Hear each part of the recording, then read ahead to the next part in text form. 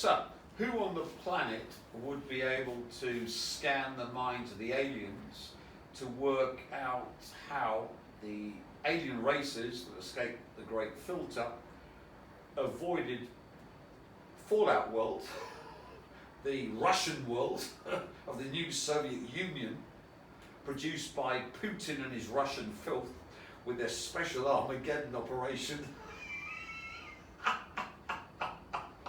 the gross verminous cows that are called Russians that wipe out the human race?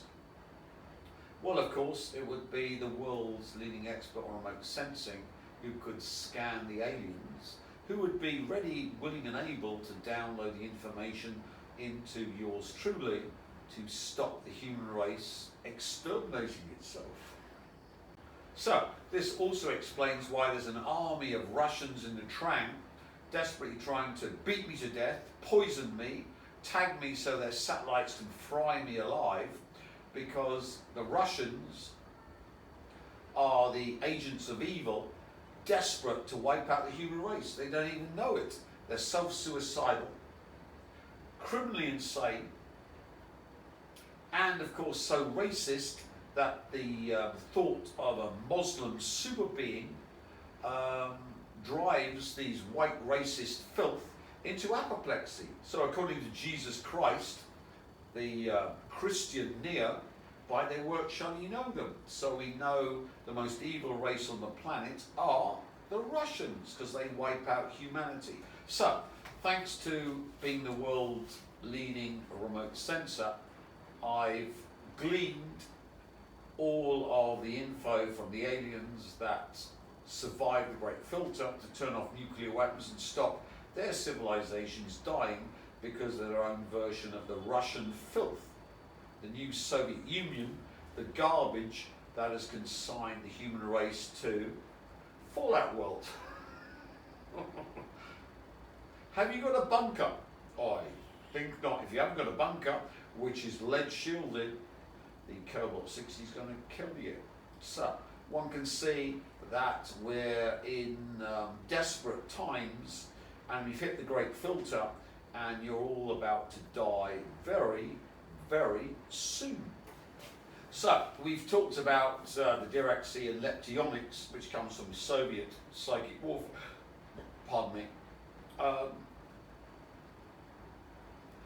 where you go into the Dirac-C and you can make more holes in the Dirac-C to quench electrical circuits and fry them, or you can go into the Dirac-C and get rid of the holes and produce spikes to actually activate circuits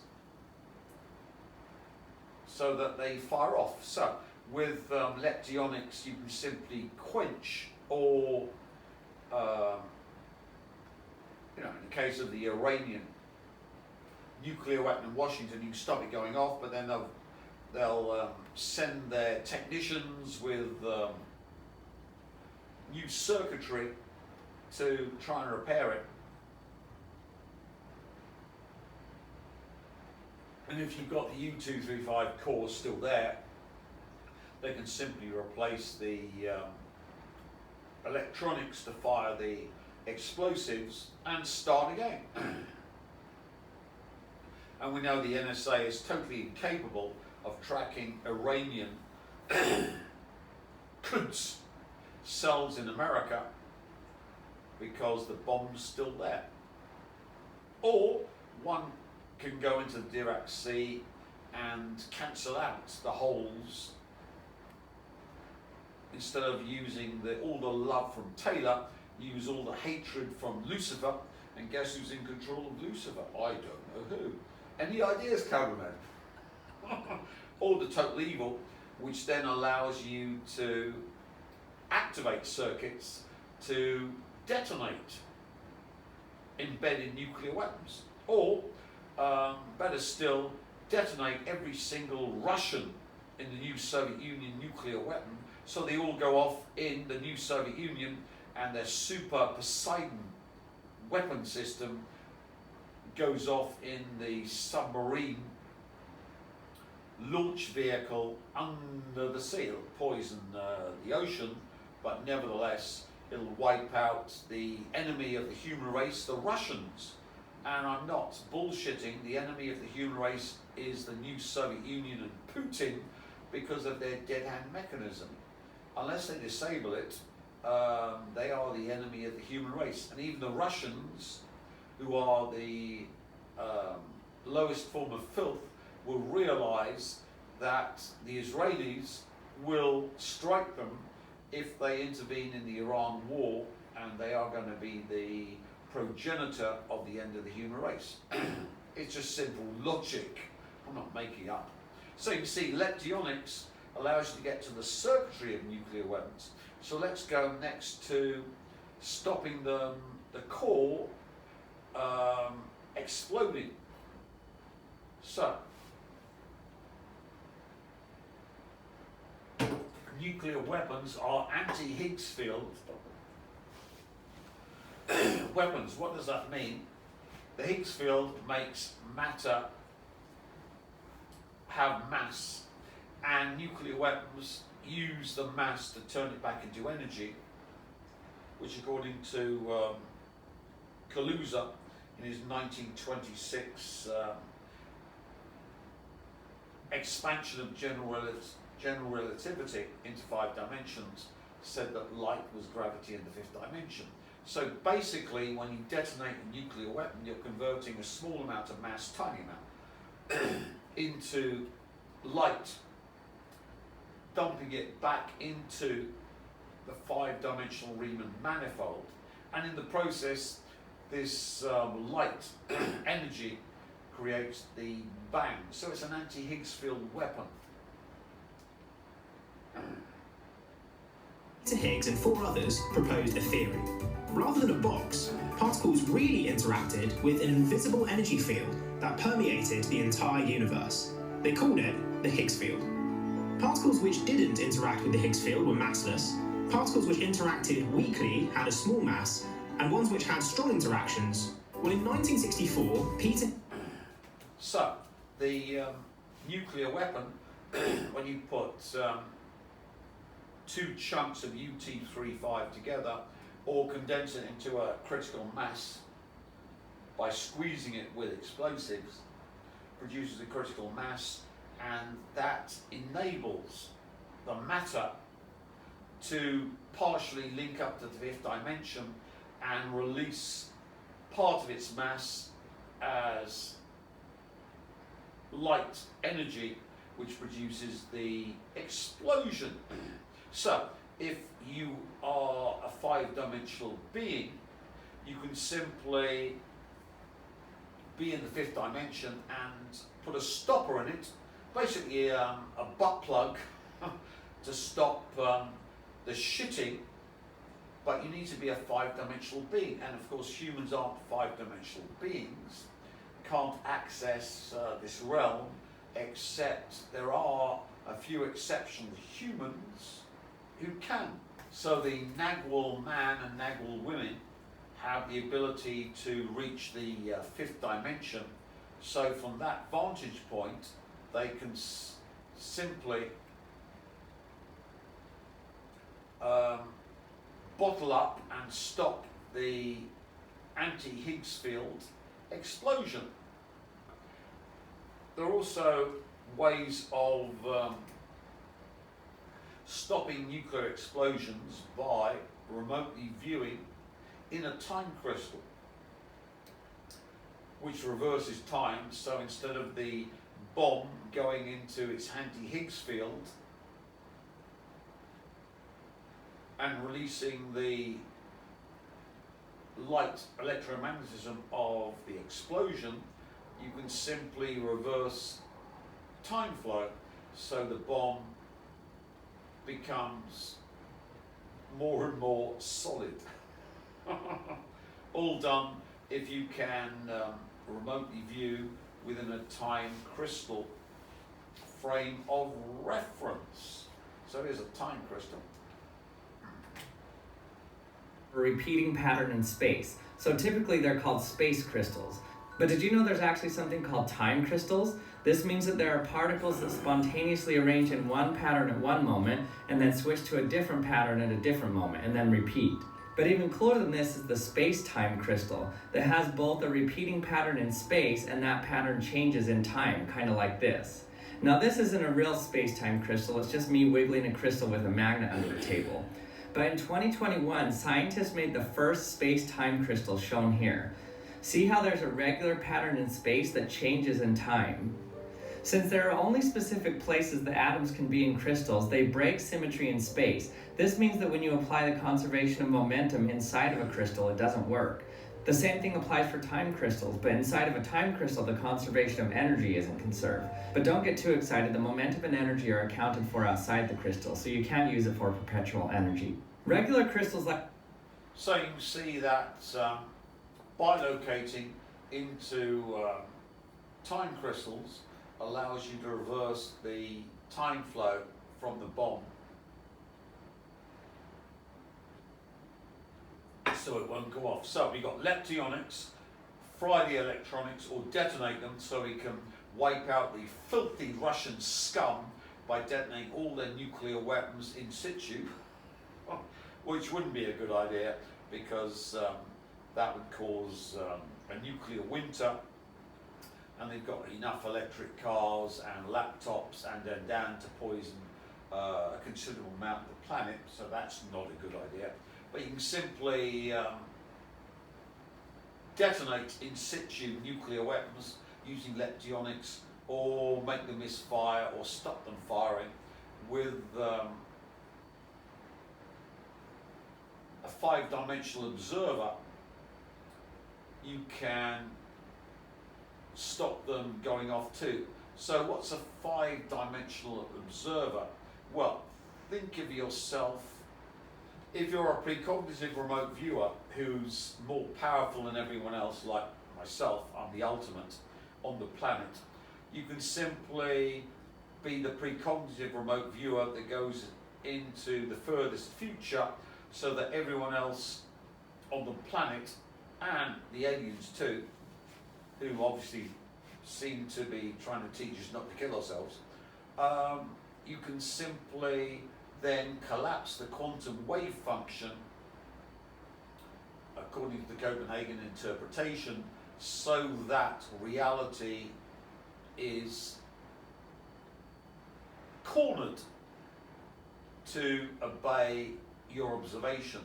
So if you're a 5-dimensional observer, you can simply go to the future and make sure the observation of all nuclear weapons going off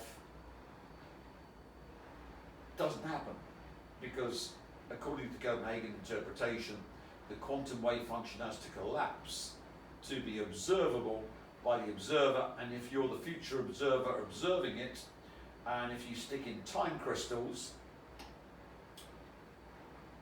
and the ability to reverse 5D flow with the anti-Higgs field, all of which humans don't understand but I do perfectly, you can simply not only control everything that happens to the human race, because you're the one that collapses the future of the human race to be totally defined by yours truly, the Psi-Lord, but you can simply make sure that the nuclear weapons are anti-Higgs field and don't go off time crystals so they're reversed, or leptionics so they misfunction.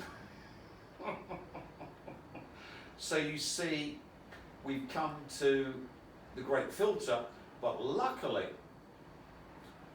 we've got the Psi-Lord who is able to stop the human race exterminate themselves, thanks to the threat, the existential threat of the Russians, the new Soviet Union, and their dead hand mechanism. And I reiterate, if you don't believe me, look at the blowhard Scott Ritter on Judge Napolitano, who talks about the Soviet dead hand mechanism that guarantees we all die if nuclear weapons are exploded. This is mad. The Russians, the new Soviet Union filth, are the end of humanity, and it's my mission in life to make sure not only that the human race survives, but the Russians suffer for ending humanity. So of course they've signed an IOU. We wiped out humanity, so the Russians have to suffer for wiping out humanity. And then of course, just by chance, we got the development of quantum computers, where yours truly can simply merge with quantum computers, which is simply 2D information.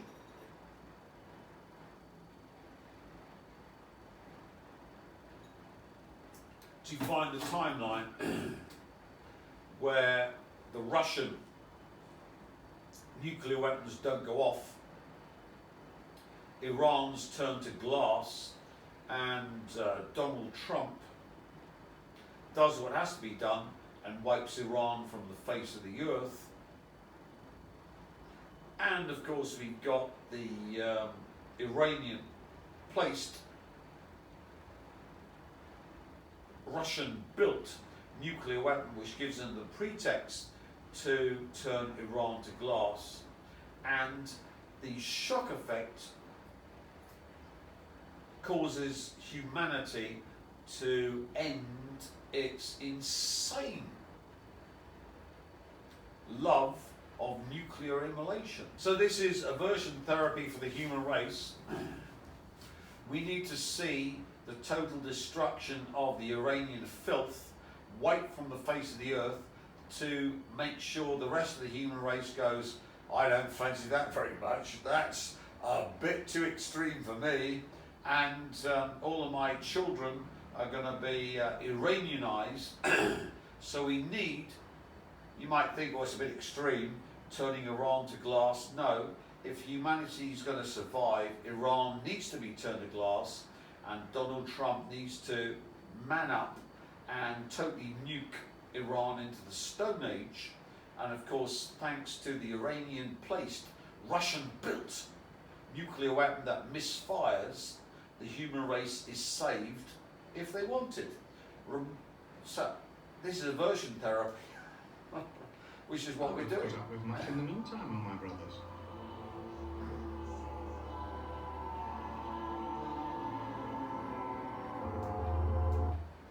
This is you lot watching your future. So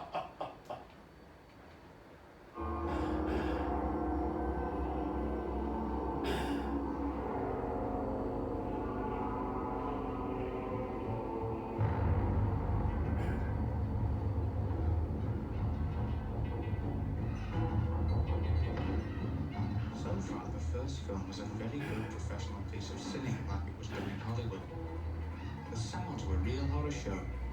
You could slush the screams and moans, very realistic. You could even get the heavy breathing and panting of the tall-chopping Malchiks at the same time. And it's just by chance that in Clockwork Orange, the UK's been occupied by the Soviet Union, so that the slang is Russian. You just can't make this up, can you? The UK's been invaded by the Russians. This is a Russian-occupied territory, and the slang this miscreant is using is Russian. This is weird, cameraman.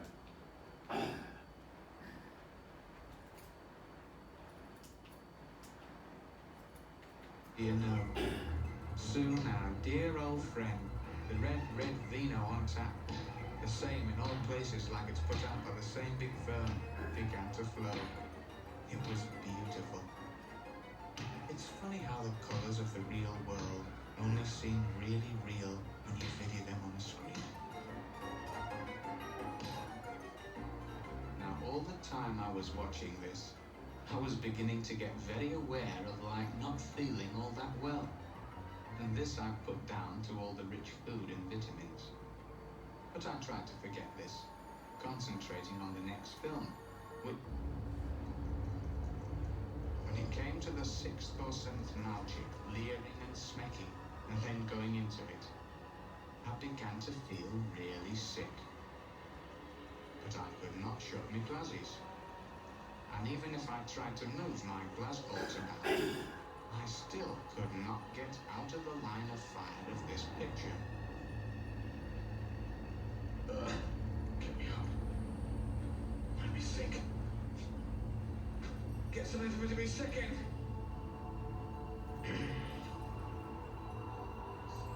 Very soon now, the drug will cause the subject to experience death-like paralysis, together with deep feelings of terror and helplessness. One of our early test subjects described it as being like death, a sense of stifling or drowning. And it is during this period we've found the subject will make his most rewarding associations between his catastrophic experience in Barnum and the violence he sees. Dr. Brodsky is pleased with you. You've made a very positive response. And tomorrow there will be 2 sessions, of course, morning and afternoon. So you can see the human race, the noosphere, is going to be going through Ludovico's technique. Remember, this is Russian-occupied UK, where the filthy Soviet Union have conquered the UK, and we got all the Russian slang in this. So it's really strange, is it not, that the aversion therapy of Clockwork Orange is going to be used on the human race with Iran. If Iran doesn't die with nuclear immolation, the human race dies, and the cause of the human race death is the filthy scum, new Soviet Union, Putin and his mad dog special Armageddon operation. Enjoy. So, remember, I'm 68 and not long for this world. I'm either going to vanish, die, go into the second tension, or go back to 86 with the timeline. So, I'm not long for the world, and once I'm gone, you're all dead. So, your only survival method is to breed yours truly and produce Nagwal boys and girls to save you. But luckily, because I'm an extreme sadist, the Lilith Nagwal woman is going to marry this. So this one's going to marry the Pfizer butt slut to end humanity, because she's been ordered to by the Rothschild royal family, who've wiped out humanity. Hopefully their bunkers have got lead lining, and the Russian filth don't drop nukes on their bunkers in Antarctica and whatever.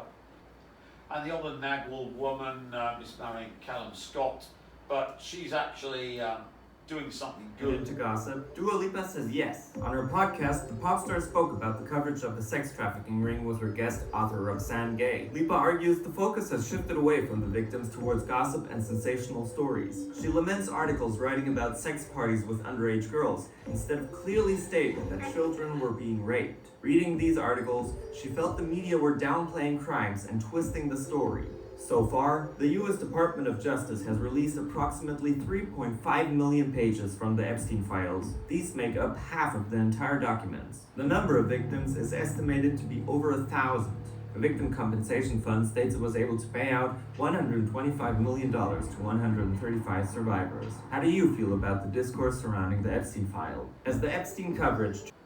So, since the two Nagwal women, there aren't anymore, are going to get married off to fucktards, the Pfizer butt slut and Callum, the actor, there are going to be no new Nagwal men.